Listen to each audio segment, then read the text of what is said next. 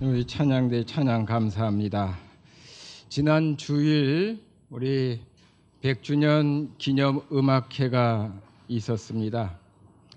100주년 기념 음악회에 거기 이제 장로 합창단에 많은 장로님들이 찬조 출연하러 오셨는데 그 장로님들이 저한테 하는 얘기가 성지교회가 참 부럽다. 그리고 참 대단하다 이런 얘기를 참 많이 했어요. 한 교회가 그렇게 큰 음악회를 그 교회의 교인들로만 그 음악회를 운영하고 공연할 수 있다는 거 참 이게 참 놀라운 일입니다. 하나님이 우리 교회에 이렇게 큰 은혜를 주신 거 우리가 늘 감사하고 또 앞으로도 우리 하나님을 찬양하고 또 하나님의 일을 더 많이 하는 우리 교회가 될 수 있기를 바랍니다. 우리 100주년 기념 음악회를 위해 수고한 우리 모든 우리 찬양대원들 또 찬양단원들 또 수고한 손길들에게 우리 격려의 박수 부탁합니다.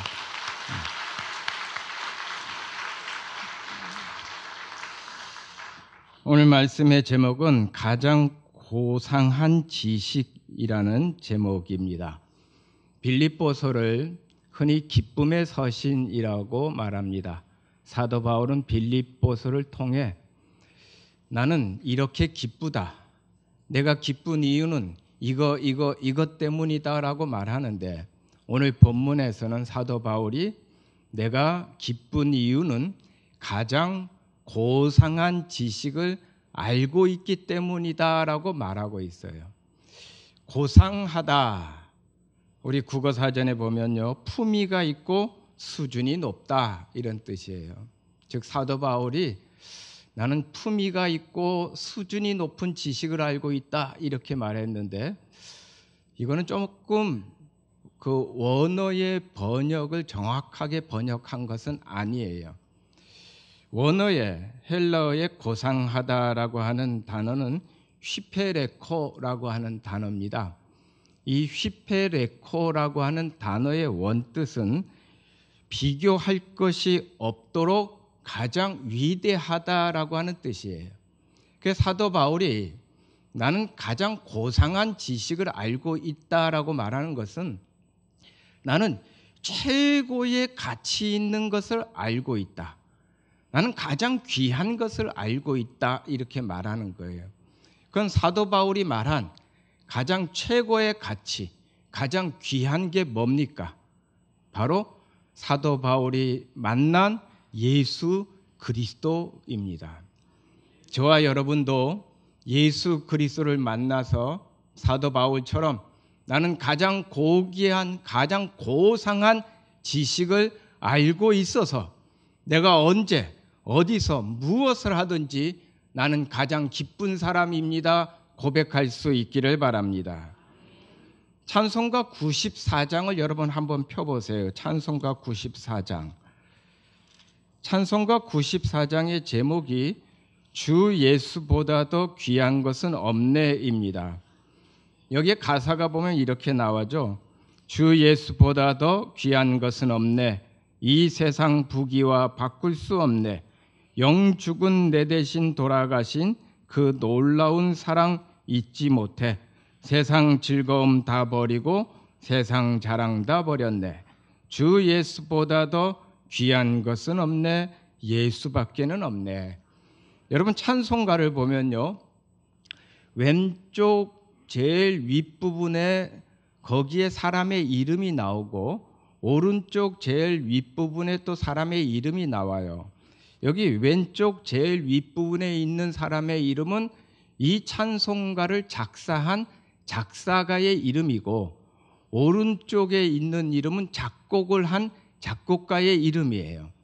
이 찬송가 94장 주 예수보다 더 귀한 것은 없네는 조지 베벌리 쉐아라고 하는 사람이 작곡을 했고 그리고 리 밀러 여사가 작사를 했습니다. 리 밀러 여사는 원래 목사님의 부인이에요.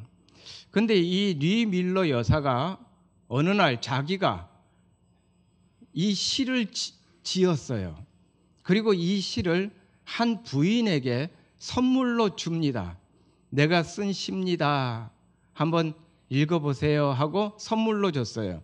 근데 이 부인이 이 시를 선물로 받아서 보니까 너무너무 시가 좋은 거예요. 그래서 이 부인은 선물로 받은 이 주 예수보다 더 귀한 것은 없네라고 하는 이 시를 늘 마음에 품고 또 그것을 암송하고 그렇게 살아요. 근데 이때가 언제냐면 미국이 경제적으로 대공황에 빠질 때입니다. 그 부인의 아들이 아주 천재적인 음악 재능을 갖고 있었는데 경제적으로 너무 어려우니까 대학을 다니다가 중퇴하고 맙니다. 그리고 보험회사에 들어가서 일을 해요.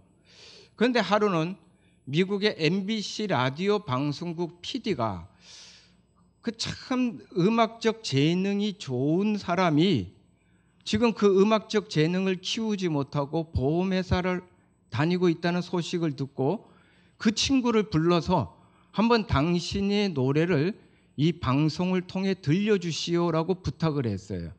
그래서 이 조지 베블리 쉐아라고 하는 이 청년이 그 MBC 라디오 방송국에 초청되어 가서 노래를 불렀는데 그 노래가 흑인 영가 중에 하나인 가라 모세라고 하는 곡이었어요.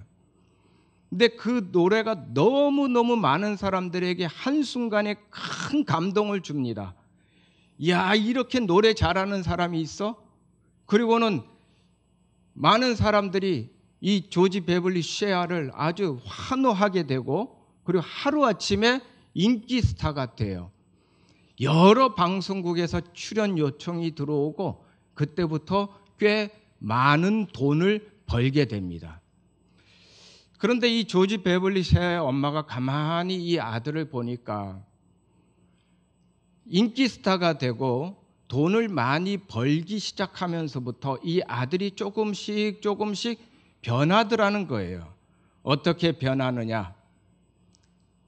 그전에는 하나님 앞에 나가 찬양하는 삶을 살던 아들이 이 대중적으로 인기를 얻으면서 하나님을 점점 멀리하는 모습을 보이더라는 거예요. 엄마가 걱정을 합니다. 그러다가 하루는 이 아들을 불렀습니다. 그리고 이 아들에게 그 엄마가 늘 마음에 품고 그리고 암송하던 이 시를 아들에게 주어요. 주 예수보다 더 귀한 것은 없네. 이 시를 줬어요. 근데 아들이 엄마가 준 그 시를 딱 읽으면서 마음에 뭉클함이 있습니다. 깊은 감동이 생깁니다. 그때 조지 베블리 쉐아는 무릎을 꿇고 하나님 앞에 이렇게 고백합니다.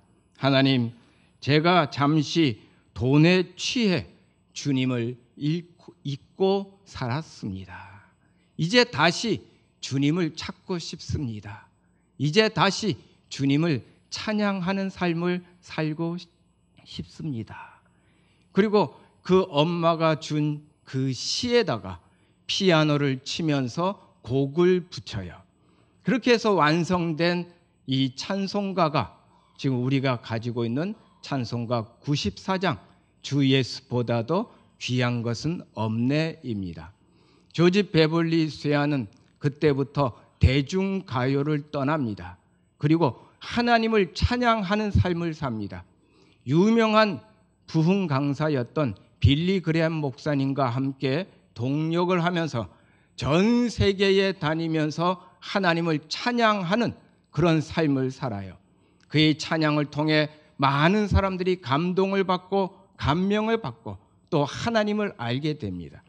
1983년 70세의 조지 베블리 쉐아가 세계 전도자 대회에서 찬양을 했어요.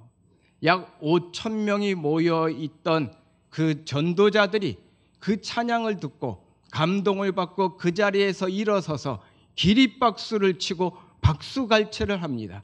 그때 조지 베블리 쉐아가 이렇게 말해요. 보내주신 찬사 감사합니다. 하지만 동역자 여러분, 이 갈채조차도 우리 주님과 바꿀 수 없습니다. 가장 귀한 것을 알게 되었다 하는 거예요. 가장 최고의 것, 가장 귀한 것을 아니까 그 인생의 방향이 바뀌었습니다. 사도 바울도 마찬가지로 다메섹 도상에서 예수님을 만나면서 가장 귀한 게 무엇인지 알게 되었어요. 가장 최고의 가치를 알게 되었어요. 그때부터는 그의 인생이 바뀌게 되었습니다. 사도 바울이 오늘 본문에 보면 이렇게 얘기해요. 자기가 배설물로 여기는 것들이 있다라고 말합니다. 그가 말한 배설물들이 과연 무엇일까요? 이렇게 말하고 있죠. 5절과 6절에 나는 8일 만에 할례를 받고 이스라엘 족속이요 베냐민 지파요 시브리인 중에 시브리인이요 율법으로는 바리새인이요 열심으로는 교회를 박해하고 율법에 의로는 흠이 없는 자다. 지금까지 내가 붙잡고 있던 것, 지금까지 내가 자랑하던 것, 하지만 이제 이것을 배설물로 여깁니다라고 했어요. 배설물이 뭡니까? 우리말 그대로 하면 똥이에요. 그런데 이 배설물이라고 하는 이 단어를 원어 그대로 번역을 하면 똥이 아니라 쓰레기를 얘기합니다. 지금까지 나는 쓰레기를 귀한 건 줄 알고 살았습니다. 그래서 버리지 못하고 그 쓰레기를 붙잡고 살았습니다. 하지만 이제 가장 귀한 것을 알게 되니까 이게 쓰레기인 줄 알게 됐습니다. 그래서 버릴 수 있습니다라고 얘기해요. 그가 버리고자 하는 게 뭐냐면 그는 8일 만에 할례를 받았고 베냐민 지파임을 자랑하고 있습니다. 즉 집안의 혈통을 자랑했어요. 8일 만에 할례를 받았다라고 하는 것은 우리 집안은 시브리인 중에 시브리인이다. 하나님의 선택된 가정이다. 나는 그 가정에서 태어났다. 그리고 베냐민 지파다라고 했습니다. 솔로몬 이후에 이스라엘이 나라가 두 개로 갈라져요. 북이스라엘과 남유다로 갈라집니다. 그런데 이스라엘 민족의 정통성은 남유다에 있습니다.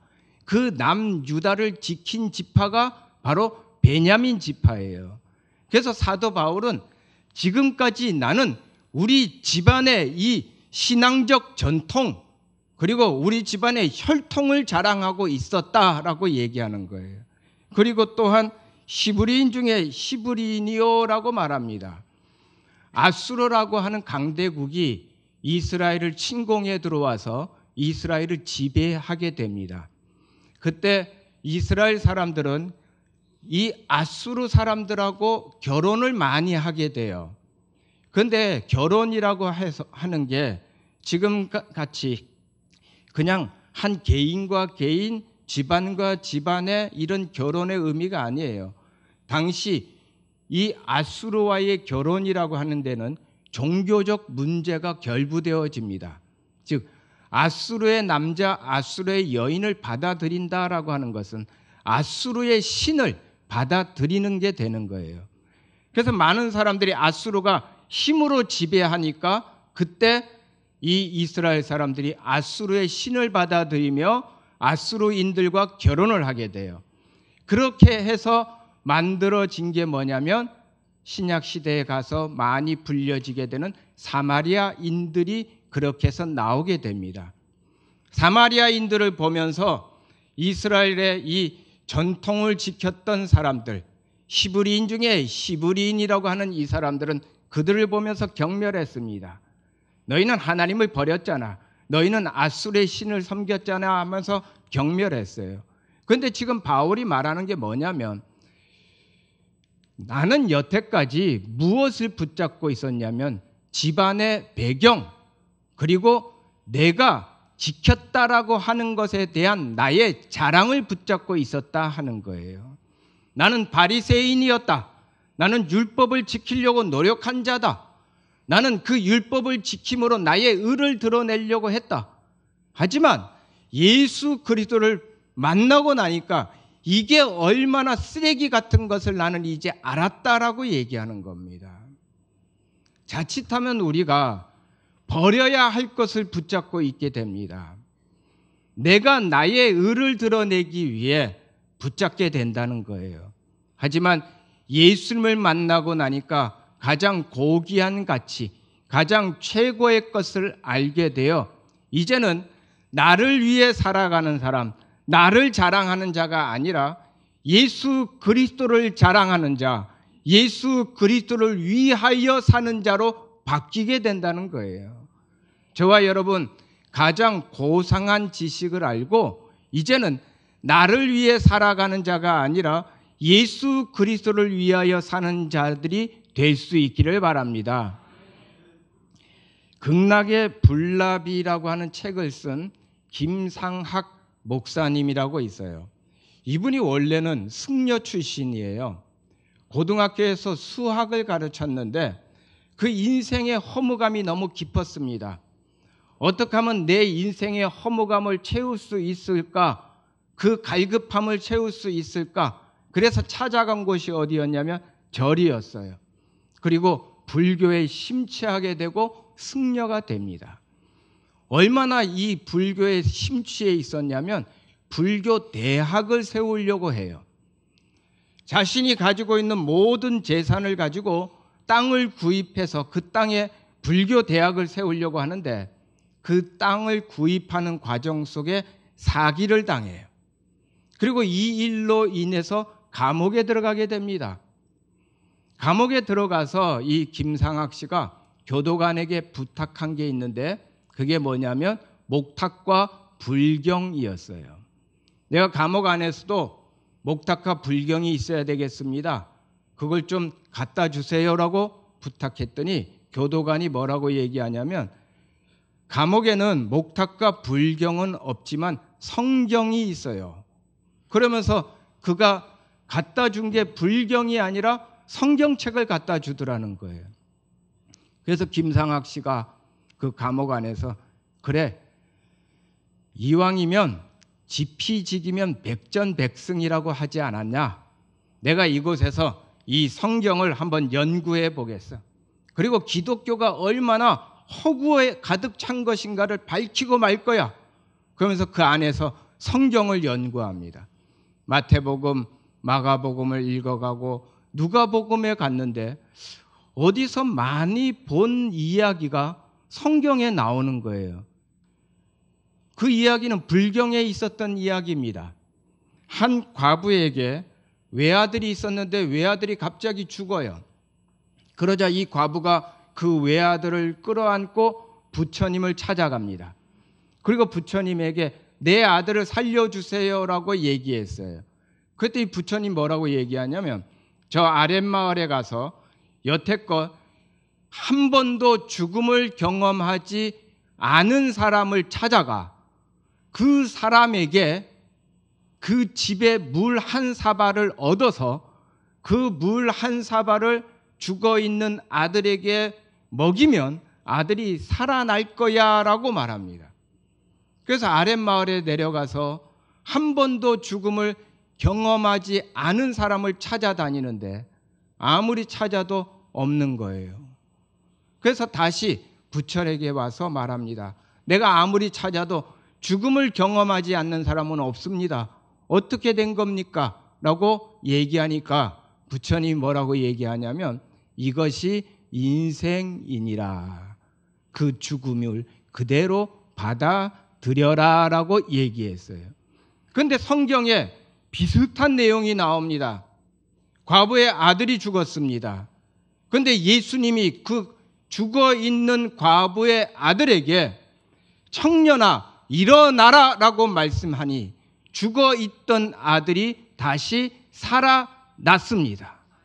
이때 김상학 씨가 깨달은 거예요. 예수 그리스도 안에는 생명이 있구나. 기독교는 생명의 종교이구나. 지금까지 내가 헛된 것을 붙잡고 있었구나. 이제는 내 인생의 가치관이 달라지고 내 인생의 방향이 달라지는 그 사건을 경험하게 되는 거예요. 사기를 당해 감옥에 갔지만 그 감옥에서 예수 그리스도를 알게 되었고 가장 고상한 지식을 얻게 된 겁니다. 사랑하는 성도 여러분, 저와 여러분도 가장 고상한 지식을 얻는 자가 될 수 있기를 바랍니다. 때로는 우리가 몸이 아플 때가 있어요. 육신적으로 건강에 문제가 있을 때가 있어요.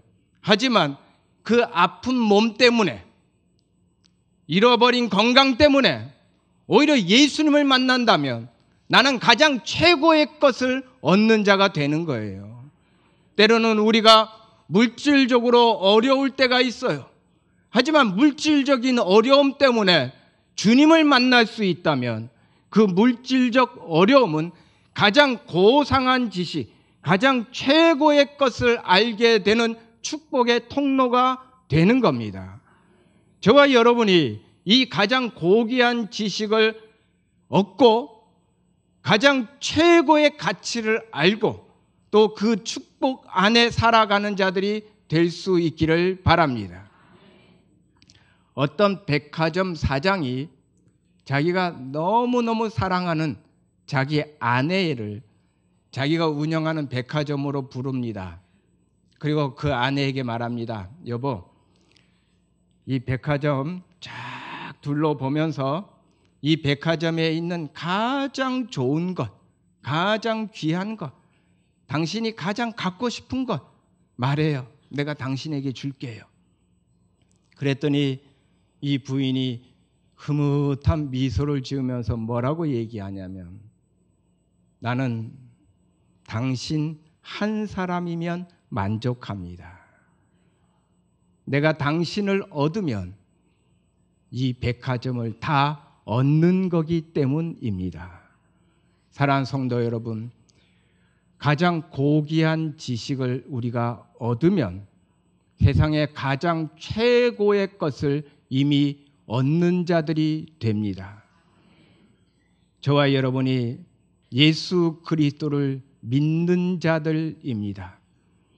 버릴 것은 버리고 얻어야 하는 것은 얻고 그리고 붙잡아야 하는 것 붙잡아 가장 최고의 가치 속에, 가장 고귀한 지식 속에 주님의 성령과 함께 동행함으로 그 주님의 생명력이 우리의 삶 속에 차고 넘치는 우리 모든 성도들이 될 수 있기를 바랍니다. 같이 기도합니다.